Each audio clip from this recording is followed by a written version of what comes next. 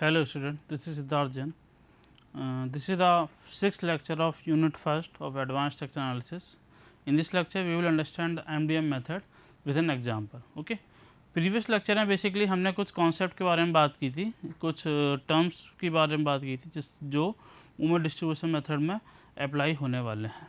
इस क्लास में हम एक एग्जांपल लेंगे, एक मूवमेंट डिस्ट्रीब्यूशन मेथड का एग्जांपल लेंगे, उसके तरीके से इस मेथड को समझने की कोशिश करेंगे. ओके, तो this is a continuous beam which has a first support is a fix support.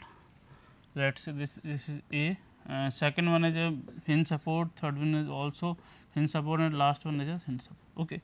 अब हम जब भी स्ट्रक्चर एनालिसिस मतलब इनडिटरमिनेट बीम की स्ट्रक्चर एनालिसिस करते हैं तो एक चीज़ थोड़ा सा इंपॉर्टेंट ध्यान रखना होता है, क्या कि जब भी स्ट्रक्चर एनालिसिस करना होता है तब हमारे पास फिक्स सपोर्ट कंटिन्यूस बीम में बेसिकली फिक्स सपोर्ट के बाद दो कॉन्टिन्यूस जो हिंज सपोर्ट होते हैं उनको फिक्स सपोर्ट ट्रीट किया जाता है, बट जो लास्ट सपोर्ट हमारे पास होता है उसको हिंज सपोर्ट ही ट्रीट किया जाता है. मींस जब हम बात करेंगे फिक्स एंड मूवमेंट की बात करेंगे, बेसिकली वो तो सभी के लिए निकलेगा. जब हम बात करेंगे कैरी ओवर की बात करेंगे तब अल्टीमेटली हम इस सपोर्ट को ज़्यादा हिंज ही सपोर्ट ट्रीट करेंगे, क्योंकि ये लास्ट सपोर्ट है. और लास्ट सपोर्ट यानी कि ये हम प्रीवियस लेक्चर में देखा तो जो एंड सपोर्ट हिंज होता है तो डिस्ट्रीब्यूशन फैक्टर की वैल्यू 1 होती है और कैरी ओवर मूवमेंट हमारा m/2 हो जाता है. यहाँ पर कैरी ओवर मूवमेंट m/2 ही होगा बिकॉज ये सपोर्ट हिंज है, ऑल्दो हिंज है बट ये कंटिन्यूस बीम है, कंटिन्यूस से जुड़ा हुआ है. अगर हमारे पास ये सपोर्ट एंड सपोर्ट होता तब हमारे पास जो कैरी ओवर मूवमेंट होता है वो 0 होता, बट यहाँ पर जो कैरी ओवर मूवमेंट हम देंगे वो m/2 दिया जाएगा. ओके, तो पहले हम क्वेश्चन समझ लेते हैं. क्वेश्चन हमारे पास this is ABCD continuous beam, इसको थोड़ा सा लिख लेते हैं. ABCD कंटिन्यूस बीम और इस पर लोडिंग हमारी कुछ इस तरीके से लगी हुई है. हमारे पास एक लोड लगा हुआ है 8 किलो न्यूटन का, which is eccentric loading of 3 metre distance and 1 metre distance, 3m and 1m. This is a central loading of 10 kilo Newton of a span 3 meter. It means this is a 1.5 meter distance, this is 1.5 meter distance. This is a UDR of 4 kilonewton per meter of a span length is 3 meter.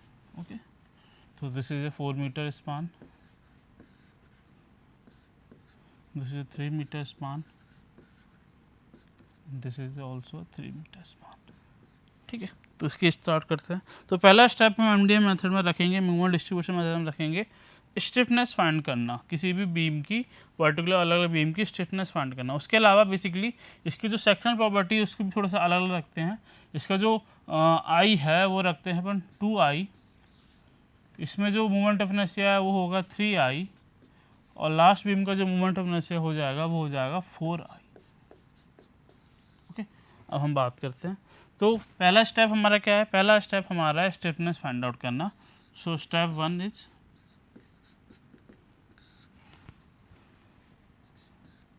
Find stiffness.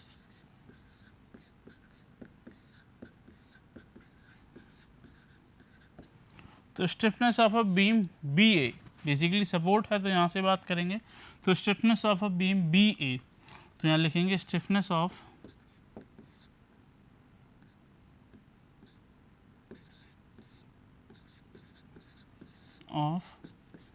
BA क्या हो जाएगा? Fire and हमारा क्या है? Fix है, तो fix fire and के लिए हमारे पास क्या होता है? 4EI/L. तो यहाँ पर 4E, I की वैल्यू 2 टाइम्स ऑफ I रखेंगे क्योंकि यहाँ पर I गिवन है, 2 times of I upon L की वैल्यू 4 है तो यहाँ लिख देते हैं 4. इसको सॉल्व करेंगे तो हमारे पास आएगा 2EI. तो BA बीम की जो स्टिफनेस आती है हमारे पास वो हो जाती है 2EI. उसी तरीके से स्टिफनेस की बात करें तो स्टिफनेस ऑफ BC बीम भी निकाल लेते हैं. स्टिफनेस ऑफ BC बीम भी निकाल लेते हैं. तो हमारे पास ये आती है 4, क्योंकि इसमें भी फार एंड हमारा फिक्स ट्रीट करेंगे. 4E, I की वैल्यू 3i क्योंकि मोमेंट ऑफ इनर्शिया इस बीम का कितना है? 3i upon length is 3. तो अल्टीमेटली इसका जो स्टिफनेस आएगा वो हो जाएगी हमारे पास 4EI. लास्ट हमारे पास बीम है CD, तो स्टिफनेस ऑफ CD अब सी डी में जो हमारा फार एंड है वो क्या है, हिंज सपोर्ट है। तो हिंज सपोर्ट के लिए जो स्टिफनेस होती है वो वैल्यू होती है 3i/L। 3e की value for this beam 4i/L की वैल्यू 3। तो यहाँ पर जो स्टिफनेस आएगी हमारे सी डी बीम की वो हो जाएगी 4ei। तो इस तरीके से हमने अलग अलग बीम की स्टिफनेस फाइंड आउट कर ली है। ठीक है, तो सेकंड स्टेप हमने स्टिफनेस फाइंड कर ली। तो सेकंड स्टेप होता है कि डिस्ट्रीब्यूशन फैक्टर फाइंड आउट करना बेस्ड ऑन द स्टिफनेस। तो सेकंड स्टेप हमारे पास आता है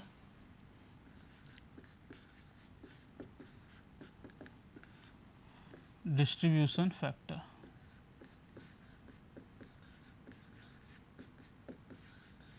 डिस्ट्रीब्यूशन फैक्टर, तो distribution factor of B A beam की बात करें तो बी ए बीम की बात करेंगे तो बी ए बीम का कैसे निकलेगा। डिस्ट्रीब्यूशन फैक्टर देखा जाता है किसी भी जॉइंट से। तो बी ए बीम की बात करें तो बी ए बीम और किस जॉइंट से सपोर्ट है, बी बीम से। और बी बीम से टोटल बीम हमारे पास कितने जॉइंट हैं, बी बीम से केवल बी ए बीम और बी सी बीम जॉइंट है। मीन्स इस बीम पे आने वाला मूवमेंट, इस जॉइंट पर आने वाला मूवमेंट हमारा केवल दो बीम पर डिस्ट्रीब्यूट होगा। बीम कौन कौन से होंगे, बी ए और बी सी। हमने प्रीवियस क्लास में देखा था कि एक जॉइंट पर तीन बीम जॉइंट थे। एक जॉइंट पर, एक सपोर्ट पर तीन बीम जॉइंट थे, तो तीनों में हम डिस्ट्रीब्यूट करते थे। बट यहाँ पर एक जॉइंट दो बीम से कनेक्टेड है, तो यहाँ पर डिस्ट्रीब्यूशन फैक्टर निकालेंगे वो इन दोनों बीम के हिसाब से ही निकलेगा। तो अगर हम बात करें यहाँ पर distribution factor of beam B A, तो ये हमारे पास क्या होगा, ये हमारे पास होगा डिस्ट्रीब्यूशन फैक्टर, हमारे पास होगा स्टिफनेस ऑफ, ये हमारे पास होगा stiffness of beam B A divided by stiffness of B A plus stiffness of B C. Okay, तो हम यहाँ निकालते हैं। तो स्टिफनेस ऑफ बी ए हमने निकाला कितना था, 2ei, यस। और स्टिफनेस ऑफ बी सी कितना था, 4ei। तो स्टिफनेस ऑफ बी ए हो जाएगा 2ei divided by 4ei plus 2ei, it will be 1/3। It means कि जो भी मूवमेंट हमारे पास बी पर आएगा उसका 1/3 पार्ट ही बी ए बीम को मिलेगा। इसका मतलब होता है डिस्ट्रीब्यूशन फैक्टर। उसी तरीके से डिस्ट्रीब्यूशन फैक्टर निकाल लेते हैं हम बी सी बीम का। तो बी सी बीम का हमारे पास क्या होगा, 4ei means stiffness of B C 4ei और stiffness of B A plus B C. तो ये हो जाएगा 2ei plus 4ei, ultimately value आती है हमारे पास 2/3। मीन्स जॉइंट ए पर, जॉइंट बी पर जो मूवमेंट होगा उसका 2/3 पार्ट हमको किस में मिलेगा, बी सी बीम में। इस तरीके से हमारे पास एक जॉइंट और है बीम में, वो क्या है, सी जॉइंट। तो मीन्स सी बी और सी डी में भी डिस्ट्रीब्यूट होगा। तो सी डी और सी डी का भी निकाल लेते हैं। तो distribution factor of beam C B, ये क्या हो जाएगा, stiffness of beam C B ये कितना है, 4ei, और या B C stiffness of beam C D वो कितना है, 4ei। तो यहाँ पर simple 4ei divided by total means 4ei plus 4ei, it comes to be 1/2 means आधा होगा। उसी तरीके से सेम इसमें निकलेगा distribution factor of C D, it is equal to 4ei divided by 4ei plus 4ei, it is also 1/2 means half distribute हो जाएगा। तो सेकंड स्टेप भी कंप्लीट होता है जिसमें हमने डिस्ट्रीब्यूशन फैक्टर निकाल लिया। थर्ड स्टेप हमारे पास आता है फिक्स एंड मूवमेंट निकालना। फिक्स एंड मूवमेंट निकाल लेते हैं, ये हमने देखा था, ठीक है।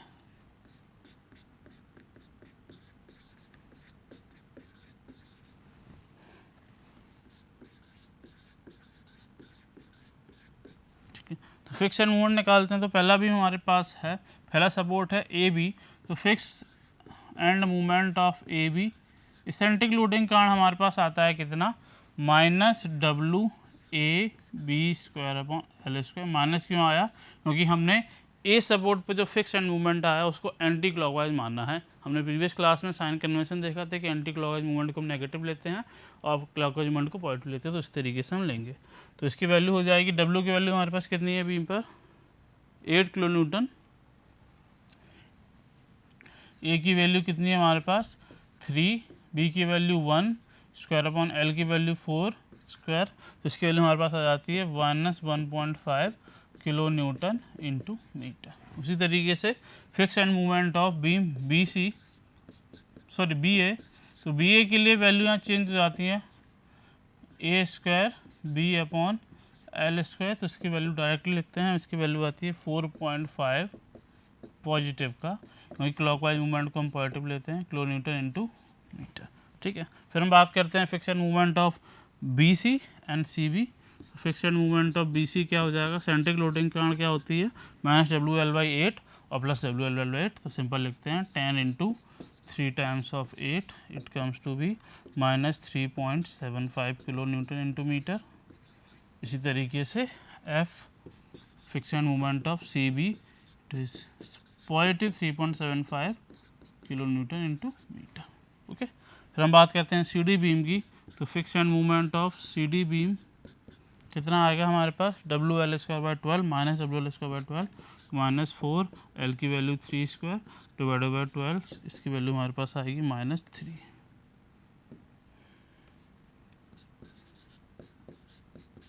ओके, और fix end movement of C D, इसकी वैल्यू भी आ गई हमारे पास +3 किलो न्यूटन।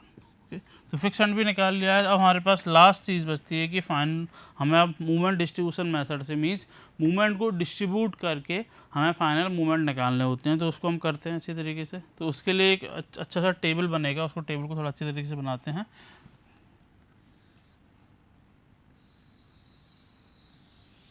ठीक है, this is a joint, sorry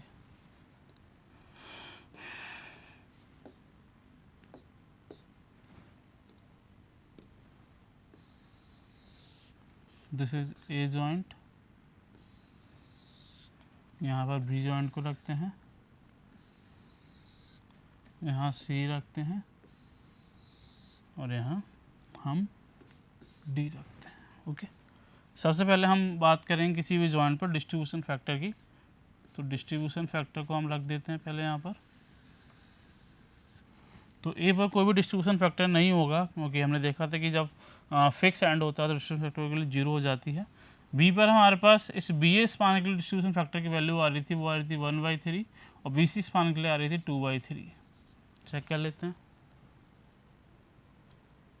yes. Okay, और सी जॉइंट के लिए बी सी बी स्पान के लिए आ रही थी 1/2 और सी डी स्पान के लिए 1/2। यहाँ पर भी नहीं आ गया, यहाँ पर कैरी ओवर मूवमेंट ट्रांसफ़र हो जाएगा। अब हम वैल्यू पुट करते हैं फिक्स एंड मूवमेंट्स की। ओके, फिक्स एंड मूवमेंट की वैल्यू पुट कर देते हैं, मूवमेंट की वैल्यू पुट कर देते हैं। तो फिक्स एंड मूवमेंट हमारे पास क्या क्या है, इस सपोर्ट पर हमारा फिक्स एंड मूवमेंट है 1.5 कितने का, माइनस का, माइनस में लिखते हैं, माइनस 1.5। इस सपोर्ट पर बी एस स्पान के लिए फिक्स एंड मूवमेंट है हमारे पास 4.5, बी सी स्पान के लिए हमारे पास था -3.75, सी बी स्पान के लिए था +3.75, सी डी स्पान के लिए हमारे पास था -3 और डी सी स्पान के लिए 3। ओके, सबसे पहले हम क्या करेंगे, सबसे पहले तो हम ये देखेंगे कोई कैरी ओवर मूवमेंट ट्रांसफ़र तो नहीं हो रहा है। तो हमारे स्पान पर जो लास्ट एंड है वो हमारे पास हिंज सपोर्ट है। तो हिंज सपोर्ट के लिए बेसिकली हम जानते हैं कि लास्ट एंड हमारा हिंज होता है, तो कैरी ओवर मूवमेंट ट्रांसफ़र होता है इसको, क्योंकि हम फिक्स सपोर्ट ट्रीट करते हैं। तो कितना होता है, m/2 मीन्स हाफ होता है उस मूवमेंट का। तो यहाँ पर बेसिकली 3 मूवमेंट आ रहा है, तो इसका हाफ मूवमेंट ना ट्रांसफ़र हो जाएगा। अब हाफ हो रहा है और साइन अपोजिट होकर ट्रांसफ़र होता है, मीन्स तो यहाँ पर हाफ ट्रांसफ़र होगा, कितना हो जाएगा -1.5 kilo newton into metre movement transfer हो जाएगा।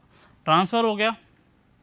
अब हम जो एक्चुअल मूवमेंट आ रही है उसकी वैल्यू यहाँ लिखते हैं। तो यहाँ पर जो मूवमेंट आ रहा है दैट विल बी द -1.5, यहाँ पर जो आ रहा है वो 4.5, यहाँ पर आ रहा है -3.75, यहाँ प्लस के 3.75, यहाँ पर ओवल हो जाता है 3 -3 और -1.5, इट विल बी द -4.5। अब हम बेसिकली डिस्ट्रीब्यूशन मेथड को स्टार्ट कर सकते हैं। तो डिस्ट्रीब्यूशन मेथड को स्टार्ट करने के लिए हम सपोर्ट पे मूवमेंट को डिस्ट्रीब्यूट करते हैं। तो हमारे पास अगर बात करें बी सपोर्ट पर, तो बी सपोर्ट पर नेट मूवमेंट कितना आ रहा है, नेट मूवमेंट हमारे पास इन दोनों का समेसन होगा, क्योंकि ये मूवमेंट हमारा BC स्पान के लिए, ये मूवमेंट हमारा BA स्पान के लिए, लेकिन एक ही जॉइंट पर आ रहा है, तो नेट मूवमेंट हमारे पास इन दोनों मूवमेंट का समेसन होगा। तो ये हमारा मूवमेंट कितना है, प्लस का पॉजिटिव का 4.5, ये हमारा माइनस का 3.75। तो इन दोनों का समेसन करेंगे तो हमारे पास वैल्यू कितनी आएगी, हमारे पास वैल्यू आएगी करीब बेसिकली 0.75 वैल्यू आएगी, ठीक है, 0.75 पॉजिटिव का। अब उस 0.75 पॉजिटिव मूवमेंट का डिस्ट्रीब्यूशन होगा किसके बिहाफ पे, उसके डिस्ट्रीब्यूशन फैक्टर के बिहाफ पे। तो यहाँ पर हमारा डिस्ट्रीब्यूशन फैक्टर है, ये हमारे पास डिस्ट्रीब्यूशन फैक्टर की वैल्यू तो है, तो इसी के बिहाफ पर डिस्ट्रीब्यूशन होगा। तो 0.75 का 1/3 पार्ट कितना होता है, 0.75 का 1/3 पार्ट होता है 0.25। तो बेसिकली ये जो यहाँ पर मूवमेंट आएगा वो वैल्यू हो जाएगी माइनस के 0.25। माइनस क्यों हो गया, क्योंकि साइन अपोजिट हो जाता है, ठीक है। 2/3 पार्ट कितना होगा, कितने का, 0.75 का 2/3 पार्ट होगा 0.5, और इसका नेगेटिव साइन हो जाएगा। मीन्स यहाँ पर जो मूवमेंट की वैल्यू आएगी, कैरी ओवर मूवमेंट की या डिस्ट्रीब्यूटेड मूवमेंट की वैल्यू आएगी वो होगी 0.50। ओके, थोड़ा थोड़ा समझ में आया तो कोई दिक्कत नहीं, इसमें समझते हैं। यहाँ पर बात करते हैं, यहाँ पर भी मूवमेंट की बात करेंगे, यहाँ पर भी नेट मूवमेंट की बात करेंगे। तो नेट मूवमेंट कितना आ रहा होगा, प्लस का 3.75 माइनस 4.5, तो समेसन करोगे तो उसका आएगा माइनस का 0.75। ओके, तो 0.75 का यहाँ पर अब डिस्ट्रीब्यूशन करना है, तो डिस्ट्रीब्यूशन इस जैसा नहीं होगा, डिस्ट्रीब्यूशन होगा on the basis of distribution factor. तो सी जॉइंट पर जो डिस्ट्रीब्यूशन फैक्टर है वो हमारे पास 1/2 है। तो सी जॉइंट पे 1/2 है, तो इस जो 0.75 आया उसका आधा आधा डिस्ट्रीब्यूट हो जाएगा, क्योंकि 50-50% डिस्ट्रीब्यूटेड है।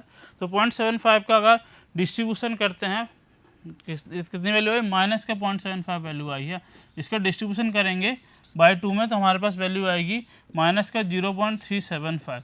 और साइन अपोजिट करते हैं, यानी कि यहाँ पर जो वैल्यू पुट करेंगे हम मूवमेंट की वो हो जाएगी पॉजिटिव 0.375। इसी तरीके से यहाँ पॉजिटिव 0.375, यहाँ पर कुछ नहीं होगा, 0 हो जाएगा। ओके, तो इस तरीके से हम मूवमेंट को डिस्ट्रीब्यूट करते हैं, ठीक है। ये प्रोसेस हम आगे चलते रहते हैं और आगे देखते हैं। हम पूरा क्वेश्चन सॉल्व करेंगे, तो आगे करते हैं। तो इसको हम पूरा एक हॉरिजॉन्टल लाइन खींचते हैं।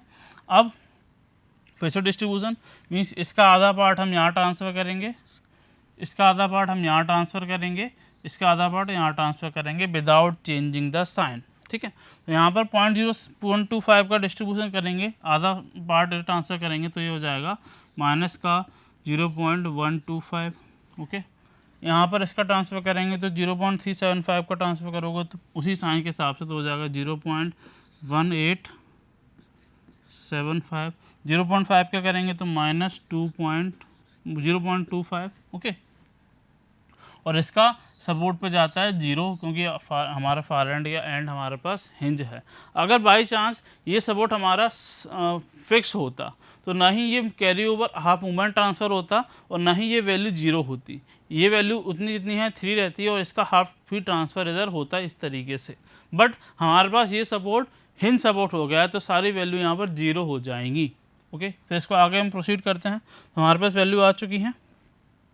इसके बाद क्या करेंगे, इसके बाद हमारे पास इस मूवमेंट का डिस्ट्रीब्यूशन करेंगे। मीन्स हमारे पास ये मूवमेंट अब अलग रहा है, तो इस मूवमेंट का भी हम डिस्ट्रीब्यूशन फैक्टर के हिसाब से डिस्ट्रीब्यूट करेंगे। मीन्स इस मूवमेंट का 1/3 हम इधर डिस्ट्रीब्यूट करेंगे, 2/3 पार्ट हम इधर डिस्ट्रीब्यूट करेंगे और अपोजिट साइन करके। मीन्स इस मूवमेंट का 1/3 हम BA स्पान को देंगे, 2/3 पार्ट हम BC स्पान को देंगे। तो इसका 1/3 कितना हो जाता है, इसका 1/3 करोगे आप तो वैल्यू आएगी 0.0625, और साइन अपोजिट करना है तो इसकी वैल्यू हो जाएगी माइनस 0.0625।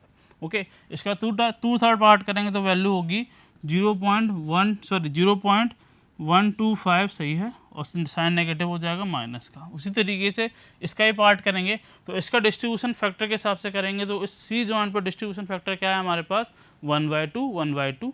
तो यहाँ पर डिस्ट्रीब्यूशन वैल्यू होगी वो हो जाएगी 0.125, और साइन हमारे पास ऊपर नेगेटिव है तो ये क्या हो जाएगा, पॉजिटिव, तो यहाँ पर हो जाएगी 0.125। अब वही प्रोसेस दोबारा, इसका हाफ आप कैरी ओवर करेंगे, हाफ ट्रांसफ़र इधर करेंगे, हाफ इधर, हाफ इधर। ओके तो ट्रांसफ़र करते हैं, तो 0.0625 को ट्रांसफ़र करते हैं तो वैल्यू आ जाती है 0. हम अप्रॉक्स वैल्यू लिखेंगे अब 0.03 उसी साइन के साथ, ठीक है। इसका ट्रांसफ़र करोगे तो इसकी वैल्यू होगी हमारे पास 0.06, इसकी भी 0.06, ओके। अब वही प्रोसीजर दोबारा, इसकी क्या होगी, इसकी 0 होगी, वही प्रोसीजर दोबारा इसका 1/3 पार्ट करोगे तो हमारे पास यहाँ पर आएगी वैल्यू 0.02 माइनस का साइन, 0.04 माइनस का साइन, इसका भी 0.03 माइनस का, 0.03 माइनस का। अभी कब तक करनी है बेसिकली, ये डिस्ट्रीब्यूशन कब तक करना है, ये बेसिकली वहाँ तक करनी है जहाँ पर हमारे पास जो मूवमेंट्स की वैल्यू हो वो निग्लेजिबल हो। निग्लेजिबल का मतलब होता है कि वो हमारे पास इस रेंज में आ जाए, 0.01 के रेंज में आ जाए, 0.01 या 0.02 वैल्यू हमारे पास आने लगे तो वहाँ तक हम उस वैल्यू को एंड करते हैं। यहाँ पर बेसिकली 0.04 है हाईएस्ट वैल्यू, तो उसको एक बार और करते हैं हम, फिर उसको एंड करते हैं, ठीक है। तो इसको एक बार और करते हैं तो इसका हाफ कैरी ओवर इधर जाएगा विथ सेम साइन, इसका हाफ जाएगा इधर, इसको पहले हॉरिजॉन्टल लाइन खींचते हैं विथ सेम साइन 0.2, इसका भी जाएगा 0.015 माइनस का, ठीक है। इसको भी कैरी ओवर करेंगे हम, इसको भी कैरी ओवर करेंगे, तो 0.015 को कैरी ओवर करोगे तो आएगा यहाँ पर 0.01, यहाँ पर भी आएगा 0.01, इतना ही रखते हैं हम, यहाँ पर भी 0.01, यहाँ पर भी 0.01, और इसको हम यहीं पर ख़त्म कर देते हैं क्योंकि वैल्यू हमारे पास 0.01 की रेंज में आने लगी, तो यहाँ पर ख़त्म करते हैं, इसका एरो 0 जाएगा, बस ख़त्म हो गई। अब क्या करना है बेसिकली, अब सारे मूवमेंट्स को वर्टिकली कॉलम के हिसाब से ऐड करते जाओ और जो फाइनल वैल्यू आती जाती है वो हम यहाँ लिखते जाते हैं, ठीक है। तो ऐड करते हैं और जो वैल्यू आएंगी वही बेसिकली एक्चुअल मूवमेंट की वैल्यू होंगी उस पर्टिकुलर कंटिन्यूस बीम में, ठीक है ना, वही एक्चुअल मूवमेंट होगी with the help of this movement distribution method, okay. तो ऐड करते हैं तो -1.5 -0.125 -0.3 और -0.1 को जब ऐड करेंगे तो हमारे पास वैल्यू आएगी -1.667 किलोन्यूटन। उसी तरीके से यहाँ पर 4.5 -0.25 -0.065 -0.02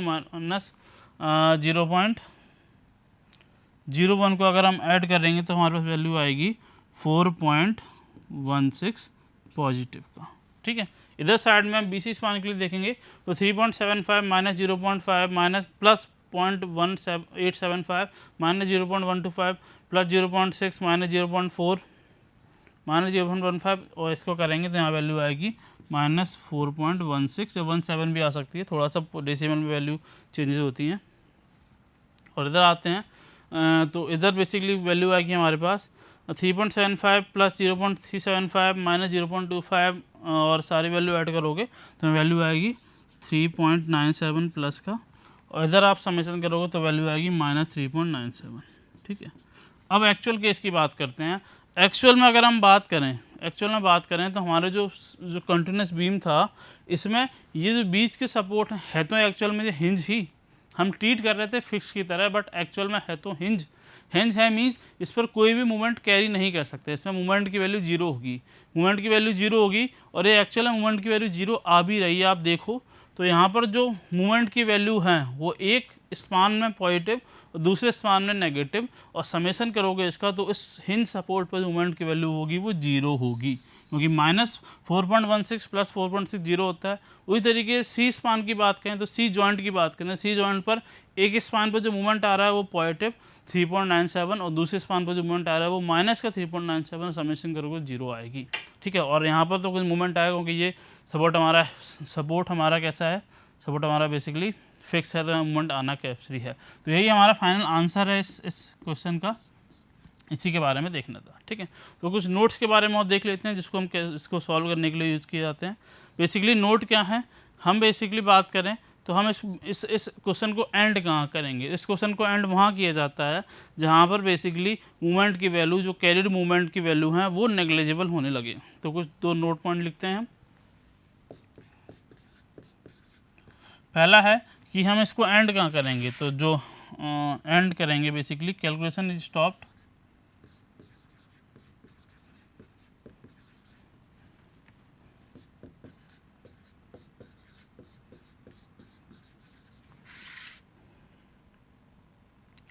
shaft when in balance movement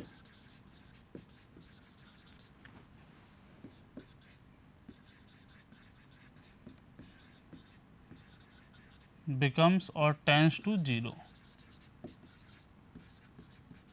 ठीक है, और दूसरी बात कहें तो जॉइंट डी परमानेंट रिलीज हो जाएगा, कोई भी मूवमेंट उसमें नहीं आएगा। तो यही हमारा मूवमेंट डिस्ट्रीब्यूशन मेथड था। सिंपल है, थोड़ा सा लेंथी है लेकिन सिंपल है, सिंपल तरीके से कर सकते हैं हम। एक बार दोबारा सारी चीज़ों को हम देख लेते हैं थोड़ा थोड़ा करके। तो स्टार्टिंग हमने की थी, इस क्वेश्चन को सॉल्व किया था। क्वेश्चन था हमारे पास एक कंटिन्यूस बीम था जिसमें A B C D 4 joint हैं। ए जॉइंट हमारे पास फिक्स सपोर्ट है, फिक्स जॉइंट है। दूसरा हिंज सपोर्ट है, बी सी भी हिंज है, और चौथा लास्ट भी हिंज है। लोडिंग हमारे पास एसेंट्रिक, सेंट्रिक और यूडीएल थी।